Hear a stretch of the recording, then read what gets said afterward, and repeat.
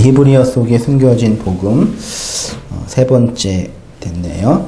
지난주도 베리트로 했는데 오늘 지난주는 그 베리트에 관한 전반적인 서론에 관한 이야기를 나누었다고 한다면 오늘은 조금 강론으로 성경의 본문을 좀 근거로 베리트라는 이 하나님의 언약이 어떻게 성경에 몇몇이 흐르고 있는지를 살펴보시면서 함께 그 말씀 속에 우리의 모습들을 발견했으면 좋겠어요. 준이야, 어깨 펴고. 어깨 펴고. 입에 잘 들이고 했잖아. 너 6학년이야 이제. 빼도 박도 못해 이제. 그 베리트 아들의 언약, 재물을 쪼개어 피를 흘림, 방주와 어린 양 두 가지에 대해서 한번 말씀 같이 상고할 테니까요. 한번 잘 원고도 보시면서 저도 보시면서 또 성령님이 우리 안에 있는 영이 말씀을 깨닫게 하시니까 잘 깨달아서 하나님 말씀 잘 마음에 담았으면 좋겠습니다. 언약을 히브리어로 베리트라고 했어요. 베이트와 로시와 요드와 타우 그렇게 4개의 히브리 자음으로 기록되어 있는데 기본적인 뜻이 하나님과 인간이 그 약속을 맺다, 언약을 맺다 그런 의미로 설명되어진 단어예요. 우리가 믿고 있는 창조주 하나님은 소위 말해 초월적이고 형이상학적이시고 무한하신 분이시죠. 그래서 피조물인 우리 인간이 그 창조주 하나님을 감지하거나 인식할 수가 없다라는 거예요. 그런데 그 하나님께서 그 피조물인 우리가 창조주를 인식할 수 없는데 하나님이 하나님을 인식할 수 있는 원리와 방법을 우리에게 주셨는데 그것이 바로 언약이라는 방식을 통해서 하나님 자신을 우리에게 보여주셨다라는 얘기입니다. 우리는 피조물은 소위 말해 현상계 안에 갇혀 있잖아요. 그래서 초월에 계시는 하나님을 감지해낼 수가 없어요. 하나님 보셨어요? 하나님 만져보셨어요? 그분의 음성 들어보셨어요? 우리는 이런 말을 너무 쉽게 막 하죠. 그래서 저는 그런 식으로 얘기하는 분들을 별로 신뢰하지 않아요. 하나님이 나한테 이렇게 말씀해 주셨느니 하나님의 뜻인 이거 건너니 하면서 말하는 분들이 뭐 전혀 틀린 거는 아니지만 일단 의심이 돼요. 왜냐하면 내가 원하고 바라는 것과 그것을 하나님이라는 신을 빗대어서 나의 바라고 원하는 것들을 얘기하는 사람들이 많이 있기 때문이에요. 그래서 근본적이고 본질적인 문제는 우리 인간, 피조물인 우리 인간은 창조주, 그 무한하신 하나님을 감지하거나 인식하거나 잡거나 할 수 없는 존재를 전제해야 돼요. 아시겠죠? 우리는 너무 하나님을 쉽게 이해하는 경향이 있는데 기본적으로 우리는 피조물인 나는 창조주인 하나님을 감지하거나 인식할 수 없다. 어떤 의미에서는 알 수 없다까지 내려가야 돼요. 그래서 그 하나님이 우리에게 당신을 보여주시는 방식으로 뭐 하셨다고요? 언약하셨다라는 얘기예요. 그래서 하나님을 알 수 있는 유일한 방식과 원리는 언약을 통해서만 가능하다라는 얘기입니다. 이 언약, 베리트의 의미가 아들이 건네지는 기둥, 맨 끝에 있는 타우, 이 기억에 꼬리표 내려오는 게 타우라 그랬죠. 이게 언약이나 기둥이나 십자가를 의미한다고 해요. 그러니까 아들의 언약, 아들의 십자가로 하나님이 우리와 약속을 하셨다. 하나님이 여러분들과 약속을 하셨다라는 말씀입니다. 이 언약에 관한 이야기를 한번 창세기부터 계시록까지 많이 있는데 제가 몇 가지만 간추려서 각주를 달았어요. 아들의 언약이란 하나님의 언약을 받은 그 사람이 곧 하나님의 아들이 된다. 무슨 말인지 아시겠죠? 아들의 언약, 십자가의 언약은 그 언약을 받은 자에게 하나님의 아들됨을 설명하는 거죠. 그래서 요한복음 1장 12절에 영접하는 자, 곧 그 이름 예수를 믿는 자는 하나님의 아들이 되는 권세를 주셨느니라 그랬잖아요. 그것처럼 아들의 언약은 그 언약을 통해서 언약을 받은 언약의 상대방이 언약을 통해서 뭐가 된다고요? 아들이 된다는 얘기예요. 그러니까 우리 자매님들은 딸이 되는 건 딸과 아들을 이렇게 할 수 있는데 같은 의미예요. 아들이 된다. 그래서 성경 전체에서 성경 전체의 언약사상이라 그럴까요? 성경 전체의 사상을 한마디로 말하면 이거예요. 나는 너희의 뭐가 되고요? 하나님이 되고, 나는 너희의, 하나님은 우리의 하나님이 되고, 우리는 하나님이 뭐가 돼요? 아들이 된다. 아들은 곧 뭐예요? 백성이다. 이게 창세기로부터 계시록까지 성경 전체에서 하나님이 우리에게 말씀하고자 하는 내용이라는 얘기입니다. 한 몇 가지 본문을 좀 대볼게요. 창세기 17장 7절에 내가 내 뭘요? 언약을 베리트를 나와 너 및 내 대대 후손 사이에 세워서 영원한 언약을 삼고 너와 내 후손의 뭐가 된다고요? 하나님이 되신다. 출애굽기 6장 6절. 그러므로 이스라엘 자손에게 말하기를 나는 여호와라. 내가 애굽 사람의 무거운 짐에서 애굽의 무거운 짐이 뭐라 그랬죠? 애굽을 성경에서 애굽하면 상징적으로 뭐예요? 율법을 상징한다 그랬어요. 율법의 무거운 짐 밑에서 너희를 빼내었다 그러죠. 그래서 율법의 무거운 짐에서 나온 사람은 수고하고 무거운 짐을 누구에게? 예수에게 갖다 드릴 수 있는 자가 돼요. 그래서 예수님이 우리 인생에 수고하고 무거운 짐을 해결해 주시는 양반이신데, 그 수고하고 무거운 짐은 우리가 이 세상에 살면서 당하는 고난과 어려움들과 눈물과 아쉬움 그런 것이 아니라 율법에 애굽의 무거운 짐을 내려놓게 하신다라는 말씀입니다. 7절.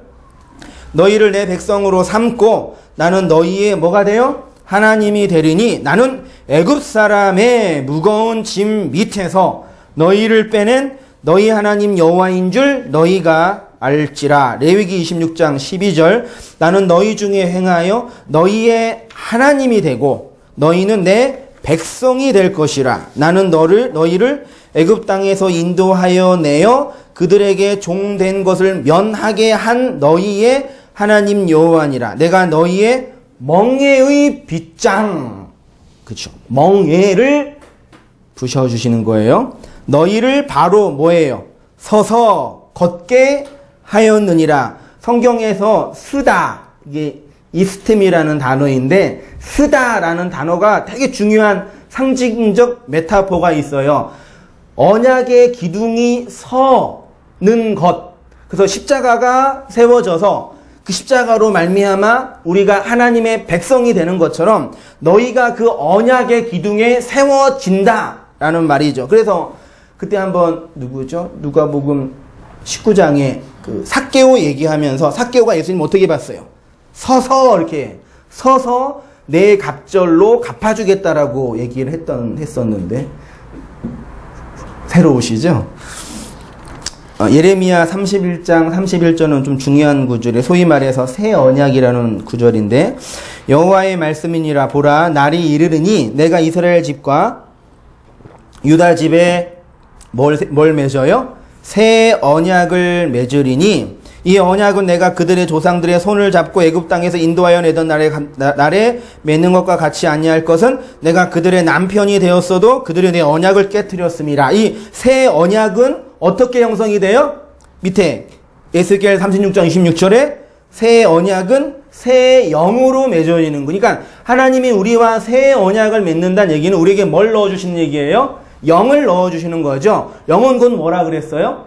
말, 진리라 그랬잖아요. 그러니까 새 언약이 어떻게 맺어지냐? 그 하나님의 진리의 말이 누구 속에? 우리 속에 들어와 그 말이 이해가 되는 거죠. 그래서 오늘 기도하신 형제님도 그랬잖아요. 그 말이 우리 안에 들어왔다고 표현한 게 그것을 받은 사람은 그게 뭔지 아는 거죠. 그쵸? 아세요? 있으세요? 이렇게 물어보시면 다 땅만 보시더라고요. 28절에 에스겔 36장 28절에 내가 너희 조상들에게 준 땅에서 너희가 거주하면서 내 백성이 되고 나는 너희의 뭐가 돼요? 하나님이 되리라. 그 밖에 많이 있는데 쭉 넘어가서 계시록 21장 성경 끝으로 갔어요.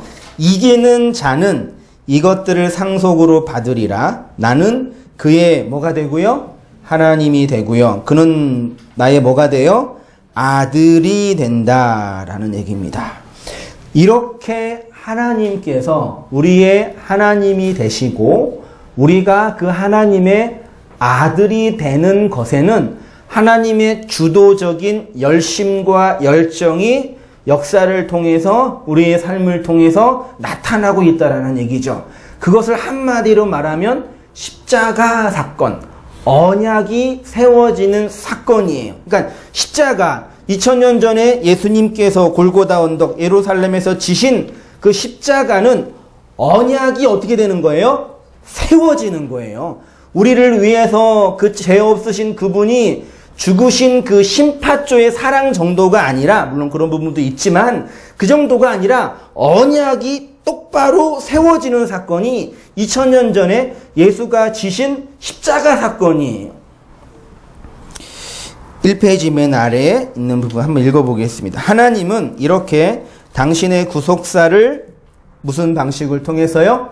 언약의 방식을 통해서 이루신다라는 얘기입니다. 성경 전체가 바로 이 하나님의 언약을 이루시는 방식으로 진행되는 거예요.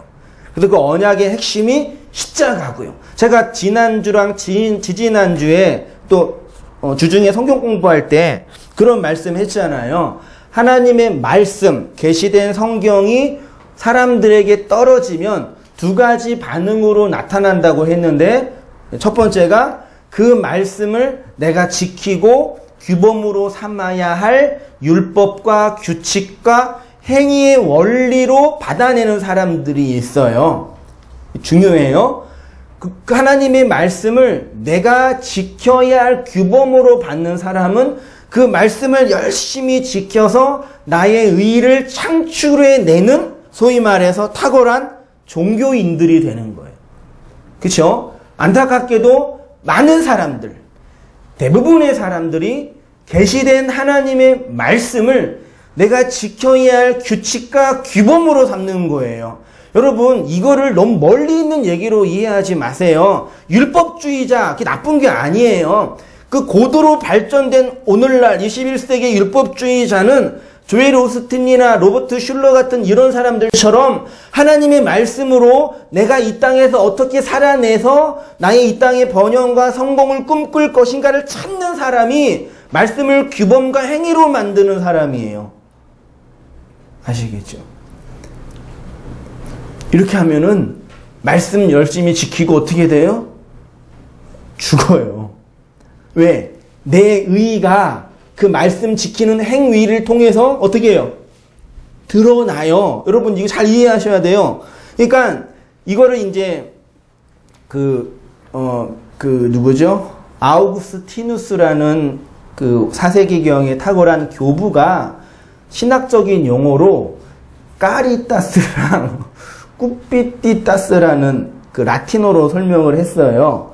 그 까리타스라는 라틴어는 하나님을 향한 지고지순의 사랑이라고 표현을 하고, 꾸피티타스는 인간의 유욕적인 자기 욕망이라는 얘기예요. 이걸 한글로 번역을 하면 까리타스는 지순의 사랑이라고 하고, 꾸피티타스는 자기 사랑이라 그래요. 자기 사랑. 그게 뭐냐면 날 사랑해. 어떻게 해요? 하나님을 사랑하는 방식으로. 이거 잘 들으셔요. 나를 어떻게 사랑해요? 열심히 종교 행위를 행해서. 나를 어떻게 사랑해요? 열심히 예배 드려서. 이게 좋은지 알았잖아요. 물론 그런 과정을 통해서 그 과정 속에서 자기 사랑, 사적인 자기 사랑이 깨트려지기도 하는데 어쨌든 하나님의 말씀을 내가 지켜야 할 규칙과 규범으로 받게 되면 그 말씀으로 행위를 만들어낸 내가 있기 때문에 자기 사랑에 갇혀있는 자가 돼요. 이걸 성경이 유욕적인 자기 사랑이라고 해요. 그런데 하나님의 말씀이 떨어질 때 그 말씀을 내가 어떻게 지키고 행하여야 할 규칙으로 삼지 않고 하나님의 베리트, 언약으로 삼는 백성이 있단 말이에요.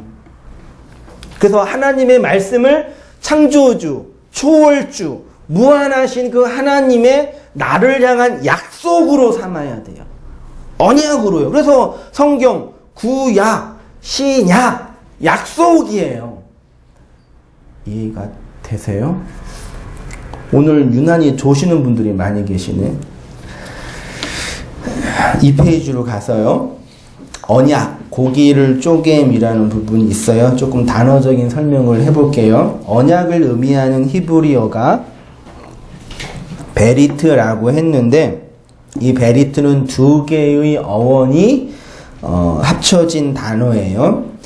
첫 번째는 고기를 의미하는 뭐예요? 바라라는 단어가 있고요. 이게 그 다음에 두 번째로는 쪼개다를 의미하는 카라트라는 단어가 합쳐져서 베리트, 고기를 쪼갠다가 베리트. 그러니까 언약은 고기를 쪼개는 거죠. 이제 저를 보세요. 베리트라는 단어가 바라라는 고기와 카라트라는 쪼개다가 합성된 단어라고 했는데 이 이야기가 어떻게 문맥이 나왔냐면 고대 근동 지역에 3000년, 3500년, BC 4000년쯤에 고대 근동 지역에서는 이제 귀족 국가고 군주제니까 나라가 나라를 정복하게 되면 그 나라를 이제 조공을 바치게 하잖아요. 그래서 강한 나라가 약한 나라를 정복하면 그 약한 나라의 제왕을 데리고 와서 언약을 맺어요. 언약을 맺을 때 언약식이 어떻게 진행이 되냐면 소나 양이나 염소를 잡아서 그 소나 양이나 염소를 어떻게 해요? 반으로 쭉 잘라요. 소 한 500kg짜리 반으로 쭉 자르면 그 바닥이 어떻게 돼요? 피바다가 되냐. 소에서 나오는 피가 몇 리터가 되겠어요. 그걸 쭉 잘라서 반으로 쭉 쪼개요. 그러면 이제 그 주위가 다 피로 흥건할 거 아니에요? 피로 흥건한 그 지역에 이제 언약을 맺은 쌍방이 언약 문서를 들고 언약을 썼어요. 이렇게요. 이 나라는 이 나라에 1년에 뭐 조공을 얼마 바치고 돈을 얼마 바친다. 언약을 문서를 들고 함께 들고 그 피의 길을 지나가는 거예요. 그러면 언약 문서를 들고 피의 길을 지나갈 때 어떤 상징적인 의미가 담겨져 있겠어요? 누구든지 이 언약의 내용을 지키지 않으면 어떻게 된다? 이 소처럼 반으로 쪼개진다라는 그 언약적 의미가 담겨져 있는 것. 이게 고스란히 오늘날에도 있는 게 결혼식 할 때 언약식이잖아요. 어떻게 해요? 남녀가 만나서 어디를 지나가요? 고기를 안 지나가고 회중을 지나가잖아요. 회중 가운데로 지나가서 우리가 지금 이렇게 사랑하고 언약을 맺었습니다.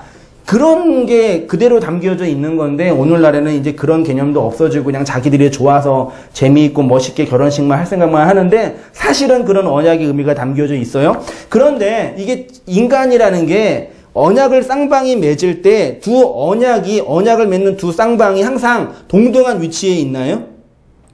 아니죠. 항상 누구는 갑이 되고 누구는 을이 돼요. 항상 그래요. 그래서 이 당시에도 언약을 맺을 때 두 나라가 함께 언약을 맺는 건데 강한 나라가 약한 나라를 야 너희 들어 언약 문서 들고 너 혼자 지나가 이거예요. 그래서 네가 이 말 안 지키면 넌 죽어 이렇게 되어 있는 거예요.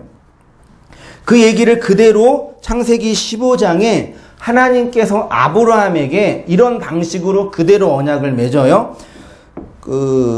아브라함의 언약 부분이 있죠. 하나님은 이런 고대 풍습을 그대로 사용하셔서 아브라함과 언약을 맺으셨습니다. 창세기 15장에서 전쟁의 공포와 두려움 속에 있는 아브라함에게 뿅 하고 나타나셔가지고 아브라함아 두려워 말라. 난 너의 방패고 상급이다. 내가 너와 함께하고 너의 자손을 하늘의 별처럼 많게 해주겠다. 그리고 언약을 맺으시는데 암소와 암염소와 숫양을 잡으라 그러고 그걸 쪼갠 다음에 쪼갠 그 피의 길을 함께 걸어가지 않아요. 쪼개라 그래요. 그리고 안 걸어가고 밤에 아브라함이 밤에 잘 때 어떻게 해요? 여기 창세기 15장 17절 해가 져서 어두울 때 연기 나는 화로가 보이며 타는 횃불이 쪼갠 고개 사이를 뭐예요? 지나가요. 타는 횃불은 뭘 상징해요? 하나님이에요. 나중에 여기 에스겔 1장 13절 이하에서요. 밤에 아브라함이 깊이 잠들 때 하나님 스스로 쪼갠 고기 사이를 지나가요. 하나님이 아브라함과 함께 지나가시는 것도 아니고 아브라함 혼자 지나가게 하시는 것도 아니고 하나님 스스로 그 피의 길을 지나가는 거예요. 저 이번 묵상할 때 그렇지 우리가 믿고 있는 하나님이 이런 하나님이지. 우리가 살고 있는 이 세상은 율법의 세상이기 때문에 강자가 약자를 지배하는 방식으로 움직여질 수밖에 없어요. 그렇죠. 겉으로는 뭐 서로 섬긴다 그러고 좋게 간다 그러는데 속 알맹이 다 들어가면은 강자에 의해서 움직여지는 세상이잖아요. 그건 당연해요. 세상이니까. 근데 그 창조주 하나님 굳이 세상을 창조할 필요도 없으신 하나님, 우리에게 굳이 당신 자신을 설명해 주실 필요도 없는 하나님, 우리를 굳이 만들어 주실 필요도 없는 하나님께서 우리를 만드시고 그분이 스스로 죽음의 길을 거닐고 계시는 장면이 창세기 15장 이하의 말씀이라는 얘기죠. 안 설레이시나요? 전만 설레이나요? 이게 기독교라고요, 여러분. 그러니까 교회에서 종교적인 섬김의 본질이 뭐예요? 강자인 내가 약자인 하나님을 섬기는 거예요? 아니죠. 약자인 내가 강자인 하나님께 잘 보여야 되니까 봉사하고 헌금 내고 헌신하는 거 아니셨죠? 이런 구도로 움직여지는 게 종교라고요. 기독교는 정반대예요. 이게 이해가 되시면 할렐루야죠, 정말. 그게 바로 우리가 믿고 있는 하나님이라는 신적 본질이 당신을 무엇으로 설명해 주셨냐면 당신을 죽음으로, 죽음으로, 낮아짐으로 설명하신 방식이에요. 이 페이지 맨 아래에 보세요. 죽음으로 당신을 계시하시는 하나님. 제가 하나님의 죽음의 본질을 무엇이라고 했죠? 낮고 천한 비참의 자리로 오셔서 십자가에서 죽으신 그 사랑의 예수님 정도가 아니에요. 하나님이라는 신적인 존재가 우리에게 계시되어지고 설명되어진다라는 의미는 그 하나님이 우리 안에서 어떻게 되셨다고요? 죽으셨다라는 얘기예요. 여러분 마음속에 하나님이 누구인지 아는 그 지식이 실제로 있으시죠? 없으신 분도 있을지도 모르겠는데 있으시다면 여러분 안에는 하나님의 죽음이 뭔지 아는 분들이에요. 왜요? 하나님이 당신 자신을 우리에게 설명해 주시는 방식이 강자가 약자를 지배하고 공포심으로 안 하면 너 죽어? 이게 아니라 당신 자신을 죽여서 우리에게 설명해 주셨기 때문이에요. 그래서 하나님을 바르게 안 자는 하나님을 뭐한 자예요? 죽인 자로 폭로된다고 제가 말씀을 드렸잖아요. 그런데 세상의 모든 종교와 문명은 그 초월자이신 하나님을 어떻게 해요?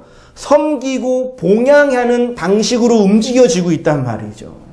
심지어 기독교, 개신교 안에서도 그 하나님을 잘 믿고 섬겨야지만 나한테 무엇인가 해주는 그런 할아버지 정도로 알고 있지 않나요, 오늘날? 아니에요. 하나님은 당신 자신이 죽음으로 내려오셔서 우리에게 하나님을 보여주신 양반이란 말이에요. 인간에게 당신 자신을 계시하는 것 자체가 하나님의 죽음이에요. 그래서 하나님을 안 자는 하나님이 내 안에서 죽었음이 폭로되죠. 그러면 어떻게 돼요? 이렇게 되면요. 내가 그 하나님의 죽음 속에서 부정되는 거예요. 내가 신의 죽음 속에서 해체되는 거라고요.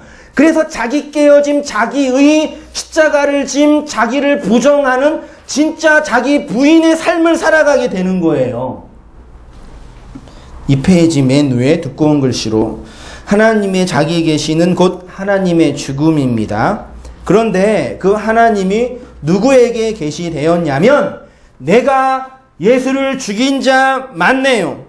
내가 예수님을 살해한 자 맞네요. 그렇게 자신의 존재와 인생과 역사를 부정하는 그 사람에게 하나님이 보이시고 설명되고 인식이 되는 거예요. 그래서 하나님은 아들의 십자가로 언약으로 당신을 우리에게 보이신 것입니다.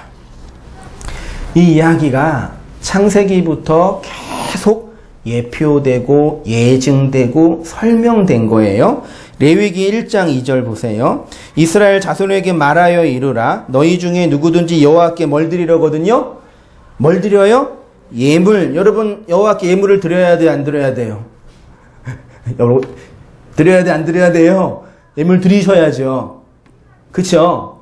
그래서 헌금도 내고 봉사도 하는 거잖아요. 예물 잘 드리셔야 돼요. 할렐루야. 온 땅 교회 성도들은 절대 아멘을 안 하기로 마음을 정하고 오셨나 봐. 우리가 하나님께 드려야 할 예물의 본질이 뭐예요? 헌금 드리지 마세요. 헌신하지 마세요가 아니라 우리가 우리의 역사와 인생을 통해서 하나님께 예물을 드려야 된다고 하잖아요. 어떤 예물을 드려야 돼요? 예수라는 그 예물을 안 드리면 하나님 그거 안 받으세요. 아시겠죠? 예수라는 그 예물을 잘 드리셔야 돼요. 드리려거든 가축 중에서 소나 양으로 예물을 드릴지니라. 만일 여호와께서 드리는 예물이 새 번제이면 산비둘기나 집비둘기 새끼로 여호와께 예물을 드릴지라. 이 예물은 당연히 뭘 상징해요? 예수 그리스도의 십자가, 언약으로 설명되어지는 그 희생을 우리를 위해 죽으신 예수 그리스도를 설명하는 거죠. 그래서 하나님께서 하나님과 언약을 맺는 누구를 택해요? 이스라엘 백성을 택해서 그들에게 언약을 맺고 언약을 실행할 것을 요구하고 요청하시는 거예요. 그런데 우리가 잘 알고 있는 것처럼 그 얘기가 먼저 할게요. 출애굽기 19장 15절 이게 언약에서 가장 기본적인 구절입니다. 보세요. 세계가 다 내게 속하였나니 너희가 내 말을 잘 듣고 내 언약을 지키면. 하나님의 말을 잘 듣는다는 게 뭐죠? 하나님의 말을 잘 듣는다는 게 뭐예요? 이건 아시죠? 개별적인 율법적인 조항을 하나하나 지켜서 행하는 것이 하나님의 말을 잘 듣는 게 아니라 그랬어요. 하나님의 말을 잘 듣는 게 뭔지 생각해 보세요. 내 말을 잘 듣고 내 뭘 지키면?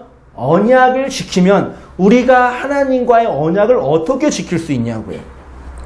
그러면 어떻게 돼요? 너희는 모든 민족 중에서 내 소유가 되겠고 너희가 내게 대하여 제사장 나라가 되며 거룩한 백성이 되리라. 너는 이 말을 이스라엘 자손에게 전할지니라. 이렇게 하나님은 어쨌든 이스라엘 백성에게 마치 강자의 입장에서 약자에게 내 언약 지켜, 안 지키면 죽어, 이렇게 말씀하시는 것처럼 보여요. 사사기 2장 20절 여호와께서 이스라엘에게 진노하여 이르시되 이 백성이 내가 그들의 조상들에게 명령한 뭘 어기고요? 언약을 어기고 나의 목소리, 말을 순종하지 아니하였죠. 하나님의 언약을 어긴 이스라엘 백성이 그 언약을 어겨서 어떻게 돼요? 반으로 쪼개진 거죠. 그게 바로 이스라엘의 역사예요. 나머지 한번 보시고 왕상 11장 30절 이하 한번 읽어보겠습니다. 아이야가 자기가 입은 새 옷을 잡아 12조각으로 찢고, 아이야는 선지자입니다. 여로보암에게 이르되 너는 10조각을 가지라.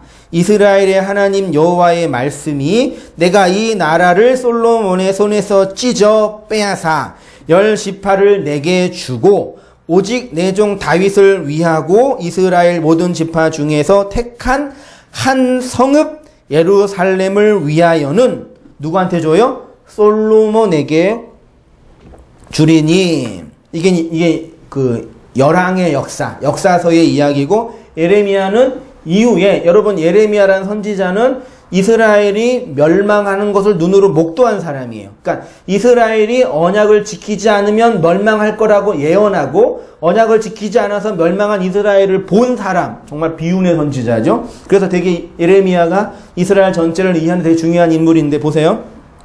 그러므로 여호와께서 이와 같이 말씀하시니라. 너희가 나에게 순종하지 아니하고 각기 형제와 이웃에게 자유를 선포한 것을 실행하지 아니하였은즉, 이웃과 형제에게 자유를 선포하지 않았대요. 네?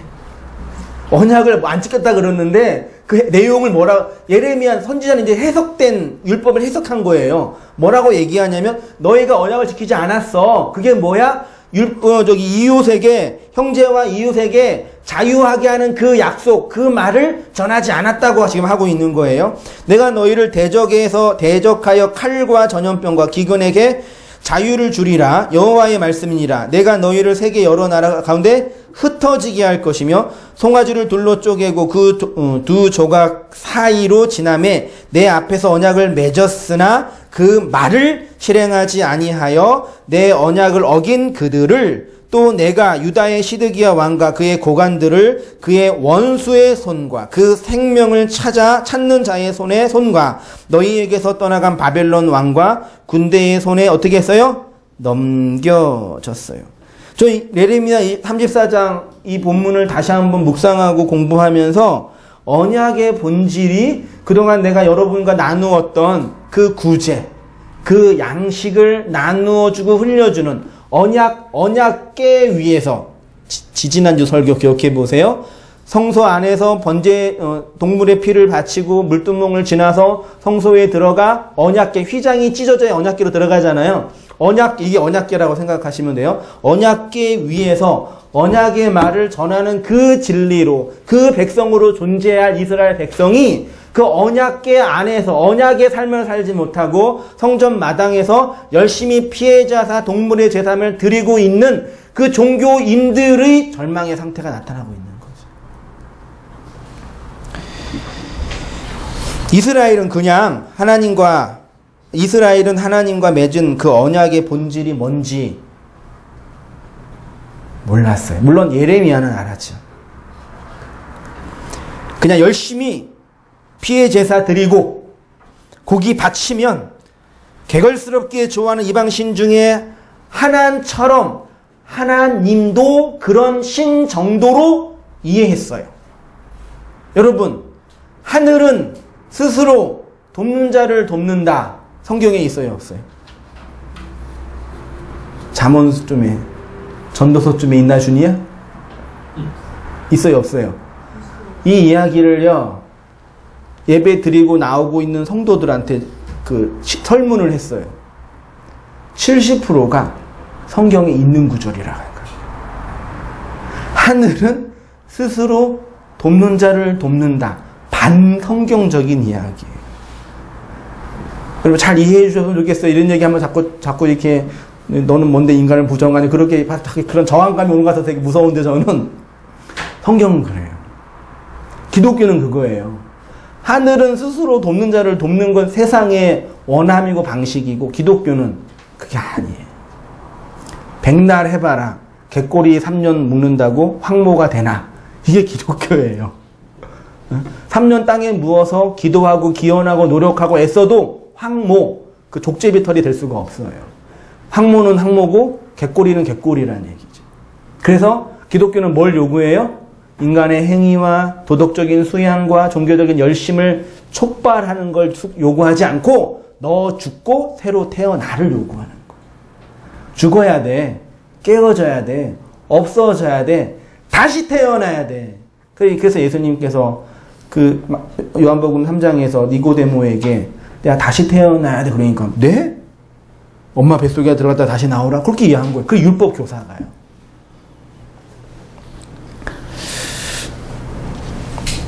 형제와 이웃을 자유하게 하는 하늘의 진리와 언약을 전하지 못한 것이 언약을 배반하는 행위라고 했어요. 그렇죠? 이스라엘의 전체 역사는 이 언약을 지켰어요? 못 지켰어요? 못 지켰죠. 그래서 누가 오셨어요? 그래요. 예수님이 그래서 오신 거예요.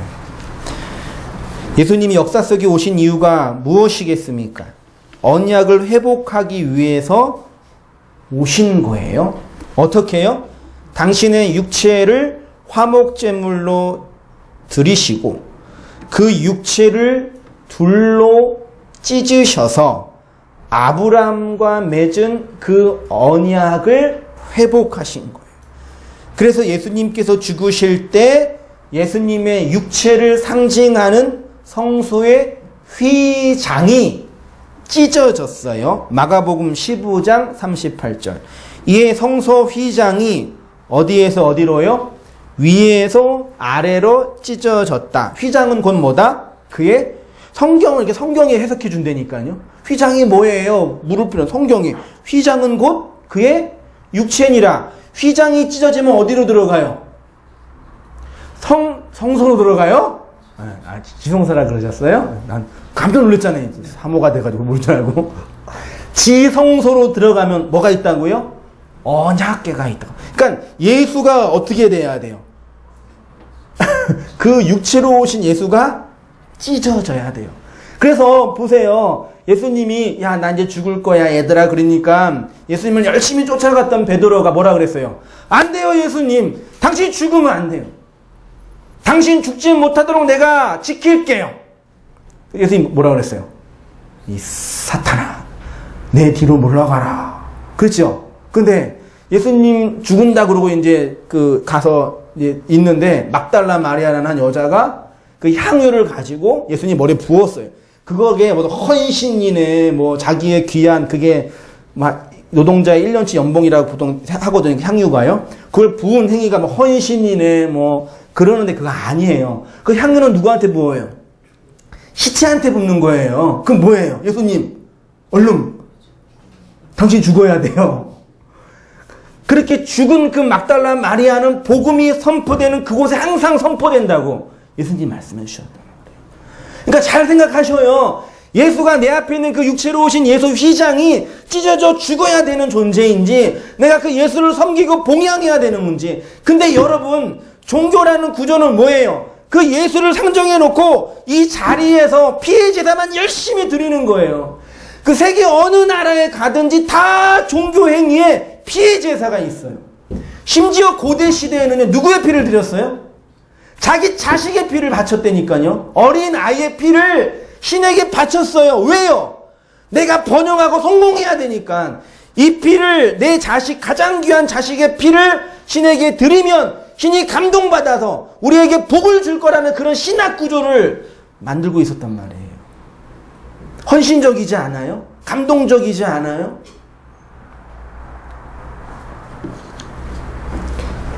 기독교는 예수가 죽어서 휘장을 넘어가 하나님의 언약의 자리요. 약속의 자리요. 언약궤 안에 뭐가 있었어요? 만나 항아리, 쌍난 지팡이, 또 하나 십계명 돌파. 이게 다 뭐예요? 인간의 죄와 악을 그대로 상징하는 거예요. 니네들은 이런 존재야.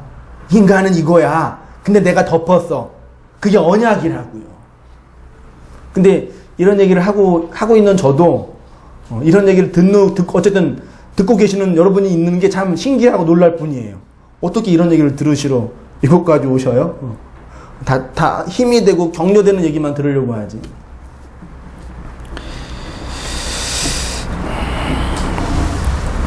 이렇게 옛 언약을 통해서 새 언약을 받은 공동체를 신약성경은 뭐라 그런다고요? 그게 바로 교회. 아시겠죠? 교회예요. 에베소서 2장 12절. 그때 너희는 그리스도 밖에 있었고 이스라엘 나라 밖에 사람이라.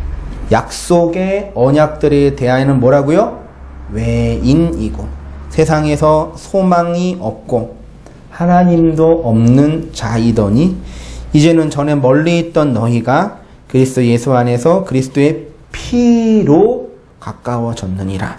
그는 우리의 화평이신지라 둘로 뭘 만드사요? 하나. 둘은 분리해요. 선악으로 나누는 거예요. 그 둘은 안 돼요. 뭐가 돼야 돼요? 하나가 돼야 돼요. 남자와 여자가 만나서 하나가 돼야 돼요. 하늘과 땅이 만나서 하나가 돼야 돼요. 인간과 하나님이 만나서 뭐가 돼요? 하나가 돼야 돼요. 저는 뭐예요? 나. 여러분들은 너예요. 그쵸? 나와 너는 분리해요. 그러면 죽어요. 어떻게 해야 돼요? 나와 너가 합쳐서 그걸 뭐라 그래요? 우리라 그러잖아요.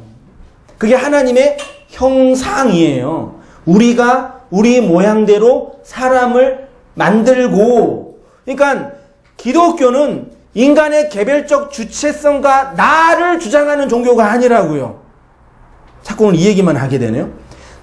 기독교는 예수교는요, 인간의 개별적인 주체성인 나를 주장하는 종교가 아니라 하나님인 너와 내가 만나서 우리를 만드는 종교예요.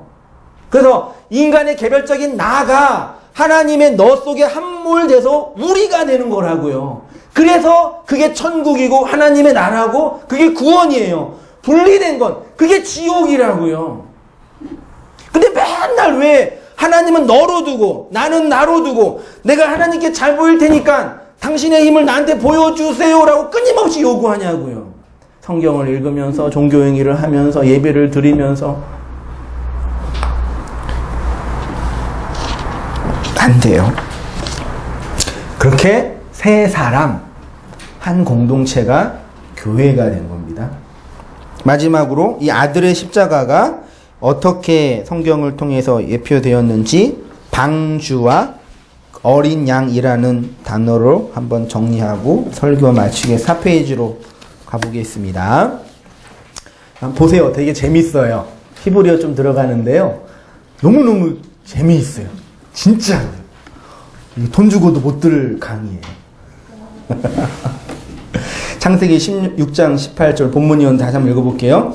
그러나 너와는 내가 너와 언약을 세운대요. 그래서 우리를 만드시는 거죠. 너는 내 아들과 내 아내와 내 며느리들과 함께 그 방주로 들어가고 그 혈육 있는 모든 생물을 너는 각기 암소 한 쌍씩 방주로 이끌어들여 너와 함께 생명을 보존하게 하되 새가 그 종류대로 가축이 그 종류대로 땅에 기는 모든 것이 그 종류대로 각기 둘씩 내게로 돌아오리니 그 생명을 보존하게 하라. 방주의 언약에서 매우 중요한 게 방주의 재료예요. 방주의 재료. 방주의 재료가 뭐예요? 창세기 6장 14절. 너는 고페르 나무 혹시 보셨어요? 사전을 뒤져도 이게 무슨 나무인지 모르겠어요. 그냥 고페르 나무예요. 고페르. 너를 위하여 뭘 만들어요? 방주를 만들되. 여러분 방주가 배예요? 지금 가끔 노아도 작년에 나왔죠? 그 완전히 그는 고대 근동적인 신화를 바탕으로 한 거 성경의 텍스트가 아닌 것 같고요.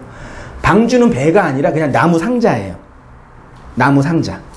그냥 배는 키도 있고 방향도 그냥 동그란 나무 상자예요. 그게 나무 상자. 그게 히브리어로 뭐지?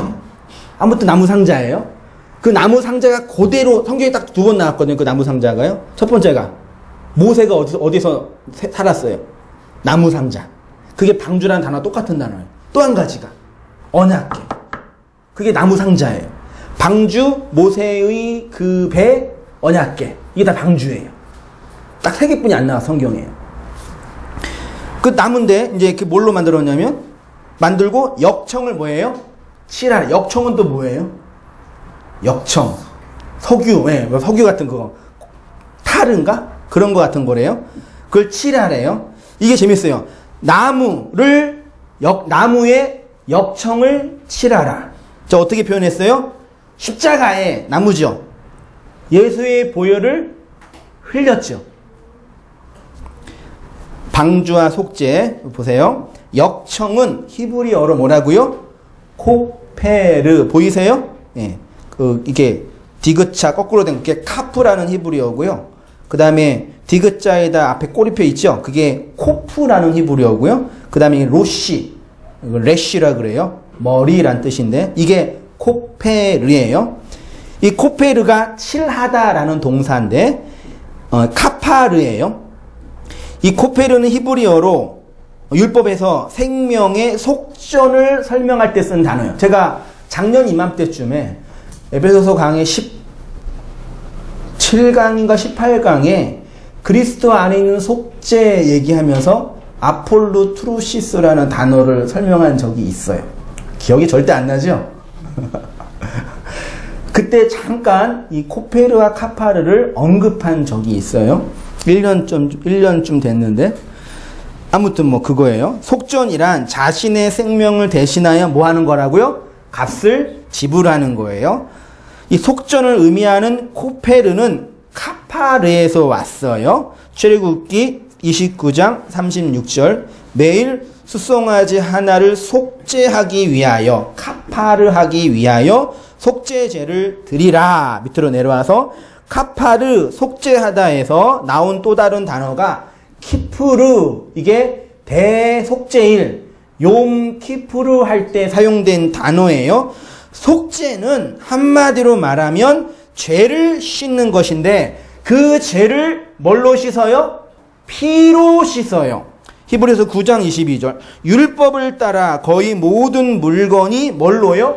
피로써 정결하게 되나니 피 흘림이 없는즉 뭐가 없어요? 죄 사함이 없느니라. 육체의 생명은 어디에 있어요? 피에 있음이라. 내가 이 피를 너희에게 주어 제단에 뿌려 너희의 생명을 위하여 속죄하게 하였나니 생명이 피에 있으므로 피가 뭘 속해요? 죄를 속해요. 그러니까 지금 속죄, 속죄하다, 카파르, 역청, 코페르 이 단어가 다 히브리어로 카프와 코프와 로시로 조합된 단어인데요. 히브리어에서 모음은요 원래 없어요. 기원 후 7세기경에 맛소라 학자들이 모음을 달았어요. 여러분 글에 모음이 없으면 어떻게 해요? 한성민, 히읗, 시읒, 미음 그렇게 읽어야 되죠.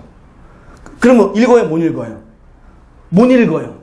하나님이 처음 성경을 모세에게 줬을 때 그때 히브리어나 아니면은 그 페니키어로 줬다고 표현하는데 줬을 때 문자가 어떻게 돼 있냐면요. 알렙베트 그러니까 띄어쓰기도 안 돼 있고 여러분 처음 성경은 장절 그거 없었어요. 그거 어떻게 했는지 모르겠어요. 장절도 없었고 띄어쓰기도 없었고 모음도 없었어요. 그럼 어떻게 하라는 얘기예요? 어떻게 하라는 얘기예요? 읽지 마 그거예요. 성경 읽지 마.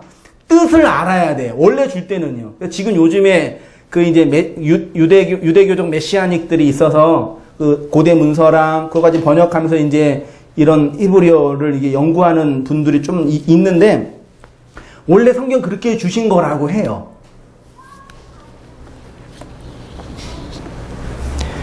근데 요게 모음이 없고 다 카프와 코프와 로시로 표현된 단어예요. 키프르, 카파르 뭐 이렇게 해요. 근데 이게 재밌어요. 보세요. 그 카파르, 카프, 코프, 로시로 표현된 이 단어가 앞에 카프라는 단어와 뒤에 파르라는 단어에 조합되어 있는데 카프는 손 모양이고요.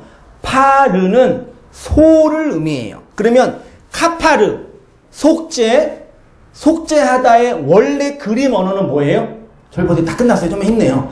카파르, 코페르 원래 그림 언어는 뭐예요? 손을 소에게 얻는다 이거예요. 속죄라는 게 뭐라고요?